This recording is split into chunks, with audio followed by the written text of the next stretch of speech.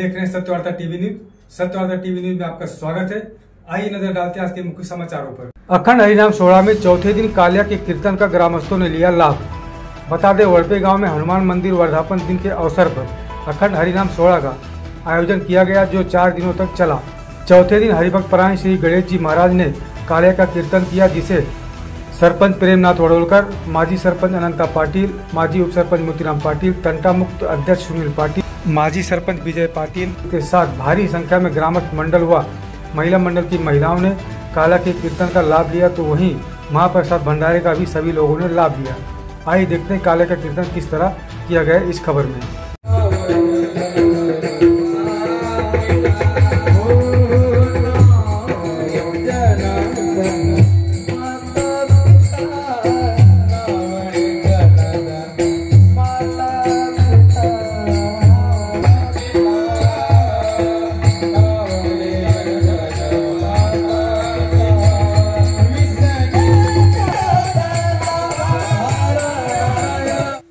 या शब्दाचा अर्थ गोडी, रुची, प्रेम असं करायचं. विषय शब्द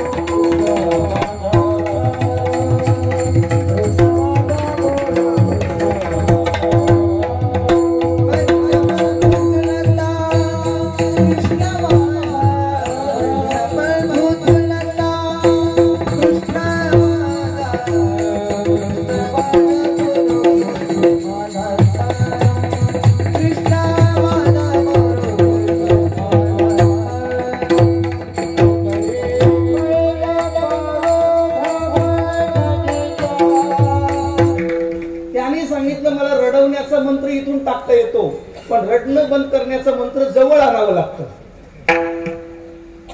जवळ भगत लोक सांगतात ना, तुम्ही त्याला इथं घेऊन या. विठाला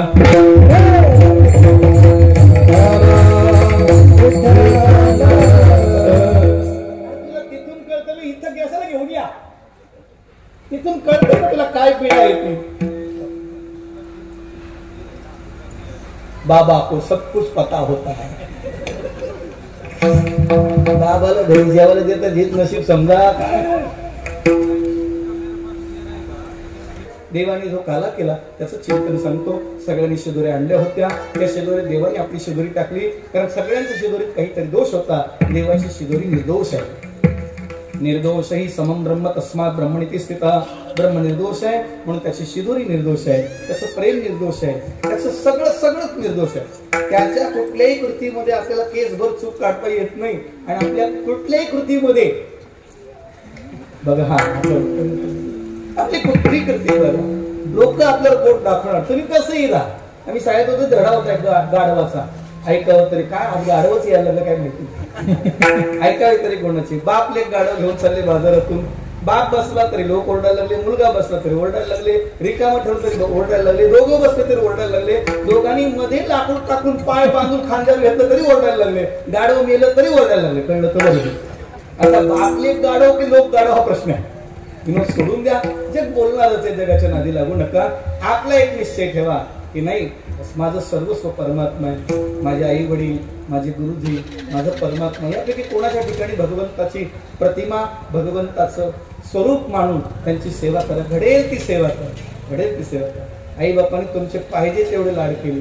तुम्ही शिळी चपाती जरी दिली तर ते म्हणणार नाही मला शिळी का दिली, म्हणणार नाही. का म्हणणार नाही.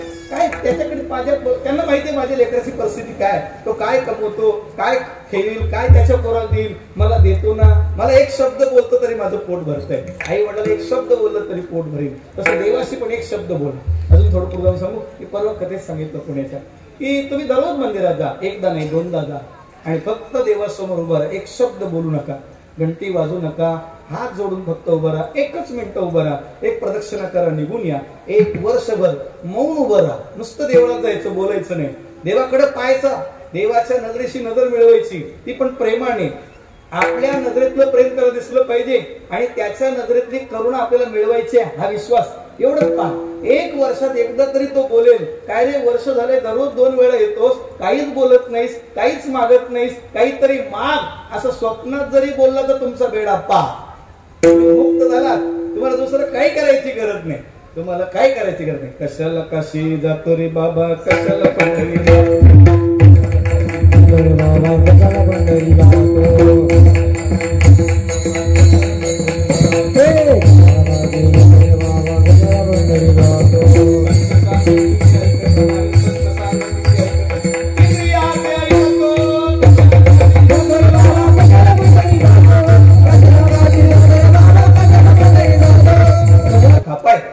आणि सुंदर शुकदेवाने वर्णन केले.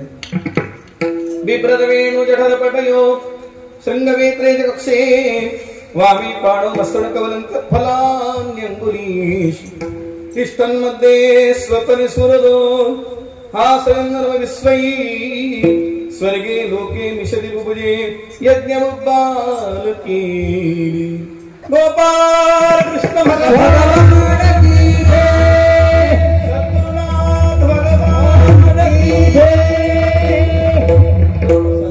यमुनेच्या किनारी गोपाळाला दिला. त्या महात्म्यांचा आपल्यावर एक प्रसादाचाच भाग उपकार असल्यामुळे अगदी ज्ञानोदयापासून ते आज प्रमोद दादांपर्यंत जेवढे संत झाले पूर्ण भारतात, त्या संतांचे आपल्यावर उपकार आहेत. त्यांच्या उपकारातून आपण कधीच उत्तीर्ण होऊ शकत नाही. राजासारखं आपल्याला गुरुभक्ती करता येणार, संदीप भाऊ सारखी नाही करता येणार. त्यांची निष्ठा, त्यांची गुरुभक्ती विशेष आहे. खूप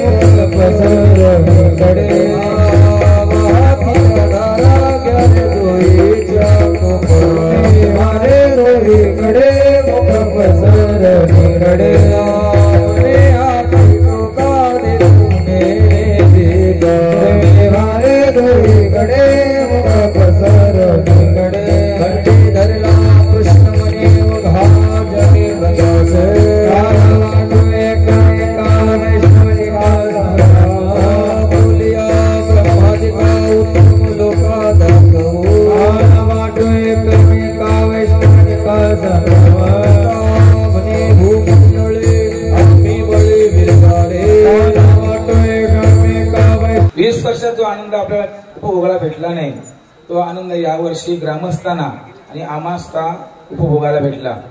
रात्री सुद्धा आम्ही बोललो, भाऊ सुद्धा बोलले आणि आता सुद्धा बोलतो. खऱ्या अर्थाने 20 वर्षात थोडासा विसावा भेटला, थोडासा बोललो, जास्त नाही भेटला. आणि जास्त भेटवण्याचा प्रयत्न करूया. आणि या 20व्या वर्षात सांगतेची महाप्रसादाची सेवा महाराज बसा ना. तो आपले सर्वांचे प्रेमाचे परिचयाचे, सर्वांचे आवडते, आपण सर्वजणांना प्रेमाने भाऊ म्हणतो, सर्व त्यांच्यावर प्रेम करतो आणि ते सुद्धा आपल्यावर प्रेम करते. असं त्यांचं प्रेम आपल्यावर राहो आणि आपलं प्रेम त्यांच्यावर राहो ही हनुमंताची प्रार्थना करून भाऊ 4 दिवस ते वेळातून काढून उपस्थित राहतात आणि आपल्या कार्यक्रमाला शोभात आणतात. ह्याही वर्षी ते उपस्थित राहून आपल्याला सांगतेचा महाप्रसाद आणि सांगता याची सेवा भाऊंनी आपल्याला सुंदर प्रकारे त्यांच्या अमृततुल्य वाणीतून आपल्याला ज्ञानोदय साधले. या ग्रामस्थ मंडळ वडपे अखंड हरिनाम सोहळा मंडळातर्फे भाऊंचं शाल सुपाल देऊन त्यांना सन्मानित करत आहे. सरपंच प्रेमानंद दादा वडोलकर यांच्या हस्ते भाऊंना शाल सुपाल देऊन भाऊंना सन्मानित करत आहे.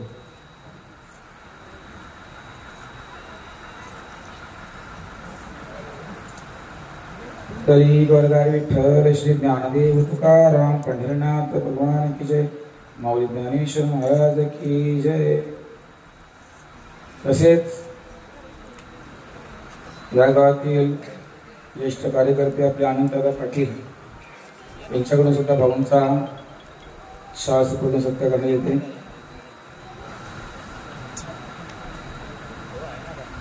कुंडली गोरदार विठ्ठल श्री ज्ञानदेव तुकाराम पंढरीनाथ भगवान की जय. माऊली ज्ञानेश्वर महाराज की जय.